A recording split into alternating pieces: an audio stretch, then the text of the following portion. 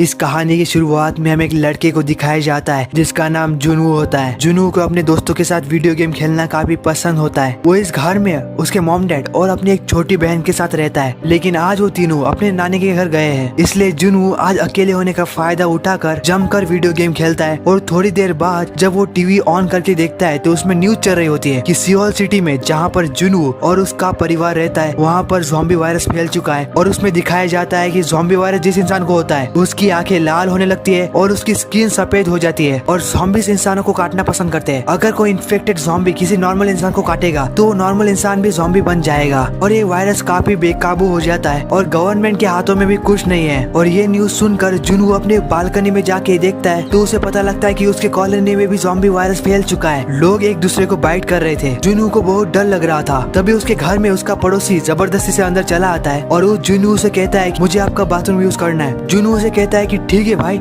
लेकिन जल्दी आना। जुनू टीवी पर देखता है कि ज़ॉम्बी वायरस काफी तेजी से फैल चुका है। उतने ही देर में उसका पड़ोसी बाथरूम से बाहर आता है और वो ज़ॉम्बी बन जाता है क्योंकि उसके गर्दन पे ज़ॉम्बी ने काटा हुआ था। और जुनू उसे काफी मुश्किलों के साथ बाहर निकाल पाता है और जुनू अपना दरवाजा बंद कर लेता है। जुनू उसके घर के मेन डोर पर फ्रीज को लगा देता है ताकि ज़ॉम्बीज़ उसके घर में ना घुस पाए। तभी जुनू को उसके मॉम का मैसेज मिलता है जिसमें उसकी मॉम कहती है कि बेटे किसी भी तरह से जिंदा रहो, हम सुरक्षित जगह पर है, इसलिए हमारी चिंता मत करो। तुम्हें सर्वाइव करने के लिए जो करना पड़े करो, बस अलाइव रहो, जिंदा रहो। जुनू एक कागज पर लिखता है कि मस्ट अलाइव और उस कागज को अपनी फैमिली फोटो के साथ चिपका देता है ताकि उसे याद रहे कि उसे सर्वाइव करना है। उसके पास खाना काफी कम होता है और वो अपनी फोटो खींच के सोशल मीडिया पर अपलोड कर देता है ताकि ये पोस्ट देखकर गवर्नमेंट या लोकल लोग उस तक हेल्प पहुंचा पाए। लेकिन अब तक जुनू की हेल्प के लिए कोई नहीं आया था क्योंकि जुनू जिस एरिया में फंसा हुआ है दरअसल वो एरिया पूरा का पूरा ज़ॉम्बीज़ से भरा हुआ है क्योंकि उसने ड्रोन की मदद से देख लिया था कि वो इस एरिया में अकेला ही इंसान बचा है। टीवी पे एक साइंटिस्ट का इंटरव्यू चल रहा था जिसमें वो बताते हैं इंसान जब ज़ॉम्बी में कन्वर्ट होता है तो ज़ॉम्बी बनने के बावजूद वो लोग अपने डेली लाइफस्टाइल को नहीं भूलते। जैसे कि लोग पहले ऑफिस जाया करते थे तो ज़ॉम्बी बनने के बाद भी लोग ऑफिस जाते हैं क्योंकि ये थोड़े अलग तरह के ज़ॉम्बीज़ है। जुनू रात को सो रहा था तभी उसे गोली चलने की आवाज आती है। उसे बालकनी से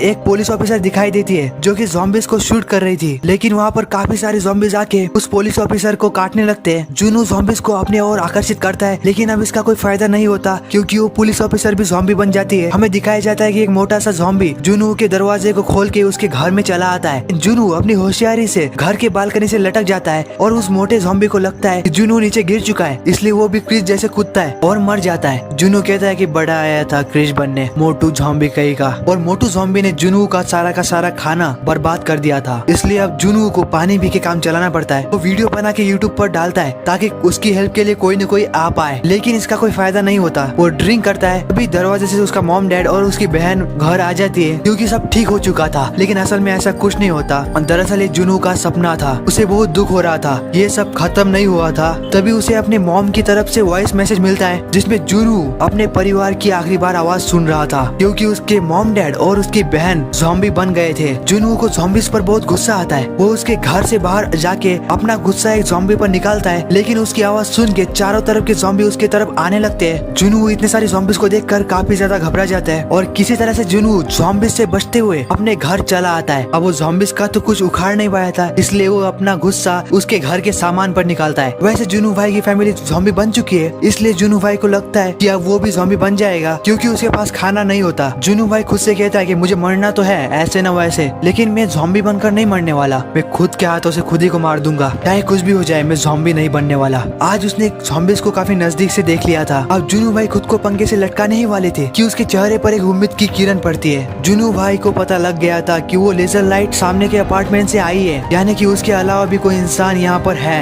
वो जब अपने बालकनी से देखता है तब उसे पता लगता है कि एक क्यूट सी लड़की उसे इशारे से कुछ बता रही थी। अब यूबिन और जुनू फोन पर बात नहीं कर सकती क्योंकि यहाँ पर सिग्नल बिल्कुल भी नहीं है। दूसरे दिन हमें यूबिन के घर को दिखाया जाता है जहाँ पे यूबिन ने एक जाल बिछा रखा था जिसमें एक ज़ॉम्बी फंसा था। यूबिन एक अच्छी लड़की है लेकिन उसे उस ज़ॉम्बी को मारना पड़ता है वरना वो ज़ॉम्बी यूबिन को भी ज़ॉम्बी बना देता। जुनू यूबिन को इशारे से कहता है कि उसे काफी ज्यादा भूख लग रही है और उसने काफी दिनों से कुछ नहीं खाया है। यूबिन उसकी तरफ एक बॉल से बंधी हुई रस्सी फेंकने की कोशिश करती है ताकि उसके जरिए वो जुनू तक खाना पहुंचा पाए, लेकिन वो बॉल से बंधी हुई रस्सी जुनू तक नहीं पहुंच पाती और बीच रास्ते में ही नीचे गिर जाती है। अब जुनू ड्रोन के जरिए उसके पास मौजूद रस्सी को यूबिन तक पहुंचाता है और वो दोनों रस्सी के सिरों को अपने अपनी बालकनी से बांध देते हैं और यूबिन जुनू तक खाना पहुंचाने में कामयाब हो जाती है। लेकिन तभी वहाँ पर एक फायर फाइटर ज़ॉम्बी उस रस्सी को देख लेता है जो कि यूबिन ने पहले फेंकी थी। फायर फाइटर ज़ॉम्बी उस रस्सी को जोर से खींचता है और रस्सी का सिरा यूबिन के टेबल से बंधा हुआ था। वो टेबल यूबिन को बहुत जोर से लगता है, इसलिए यूबिन बेहोश हो जाती है। अब फायर फाइटर ज़ॉम्बी रस्सी के सहारे से ऊपर चढ़ने लगता है क्योंकि ये उसके डेली रूटीन में शामिल था। जुनू भाई जब उस ज़ॉम्बी को देखता है तो उस ज़ॉम्बी को नीचे गिराने के लिए वो अपने ड्रोन को भेजता है, लेकिन वो ज़ॉम्बी ड्रोन को तोड़ देता है। तभी यूबिन अपने होश में आती है और उस ज़ॉम्बी के हाथ को उसके शरीर से अलग कर देती है और वो ज़ॉम्बी नीचे गिर जाता है और मर जाता है। अच्छा हुआ यूबिन को होश आया, वरना न जाने आज क्या हो जाता। रात होने के बाद जुनू अपने पड़ोसी के घर जाता है और वहाँ का खाना ले लेता है और उसे वहाँ हाइकिंग का सामान, ईयरफोन और वहाँ उसे 2 वॉकी टॉकी भी दिखाई देते हैं। जुनू एक कमरे में जाता है, वहाँ उसे एक औरत दिखाई देती है जो कि मरी हुई है। तभी वहाँ पर उस औरत का ज़ॉम्बी हस्बैंड आता है और वो जुनू पर हमला कर देता है। किसी तरह से जुनू अपनी जान बचाता है और अपने घर चला आता है और आज वो पेट भरकर खाना खाता है क्योंकि उसने एक पड़ोसी के घर से काफी सारा खाना ला लिया था। इसलिए वो खाने की चीजों के साथ साथ यूबिन को एक वॉकी टॉकी भी दे देता है, जिससे कि वो दोनों आपस में काफी सारी बातें करते हैं। थोड़ी देर बाद जुनू को लगता है कि बारिश हो रही है। दरअसल बारिश के पानी को जुनू और यूबिन बर्तन में इकट्ठा करते थे ताकि वो उसे बाद में यूज कर पाए, लेकिन ये बारिश नहीं बल्कि ज़ॉम्बीज के दौड़ने की आवाज थी। दरअसल ज़ॉम्बीज अपार्टमेंट में दौड़ रहे थे। तभी यूबिन अचानक से कुछ गिरा देती है। उसकी आवाज सुन के ज़ॉम्बीज उसके घर की ओर आने लगते हैं, लेकिन जुनू यूबिन के पड़ोसी के घर पर कॉल कर देता है, जिसके वजह से सारे के सारे ज़ॉम्बीज वहाँ चले जाते हैं। और इस बात से हमें ये पता लगता है कि ज़ॉम्बीज के सुनने की ताकत काफी ज्यादा है। जुनू ये सोच रहा था वो ईयरफोन और मोबाइल की मदद से रेडियो ब्रॉडकास्टिंग वालों से हेल्प मांगेगा, लेकिन उसमें सिग्नल नहीं आ रहा था। यूबिन जुनू से कहती है कि अगर हम यहाँ पर रहे तो हमारा बच पाना नामुमकिन है, हमें यहाँ से बाहर जाना होगा। और यूबिन ये भी कहती है मैंने तुम्हारे अपार्टमेंट के फ्लोर नंबर 8 में किसी भी ज़ॉम्बी को नहीं देखा, हो सकता है कि वहाँ पर कोई जिंदा इंसान हो या फिर हमें वहाँ पर खाने की चीजें ही मिल जाए। यूबिन और जुनू नीचे आके ज़ॉम्बीज का मुकाबला करते और वो किसी तरह से बचते बचाते लिफ्ट के जरिए फ्लोर नंबर 8 पर पहुँच जाते हैं, लेकिन वहाँ पर भी काफी सारे ज़ॉम्बीज मौजूद होते हैं। ज़ॉम्बीज उन दोनों पर हमला करने ही वाले थे कि वहाँ पर एक स्ट्रेंजर आदमी आके उन दोनों को ज़ॉम्बीज से बचा लेता है और उन्हें अपने घर ले आता है। यूबिन को उस स्ट्रेंजर पर शक आ रहा था, आखिर स्ट्रेंजर ने उन दोनों की मदद क्यों की। स्ट्रेंजर उन दोनों को खाना ऑफर करता है। दरअसल उस स्ट्रेंजर ने खाने में बेहोश करने वाली दवाई मिलाई हुई थी, इसलिए दोनों बेहोश हो जाते हैं। वो स्ट्रेंजर आदमी यूबिन को घसीटते हुए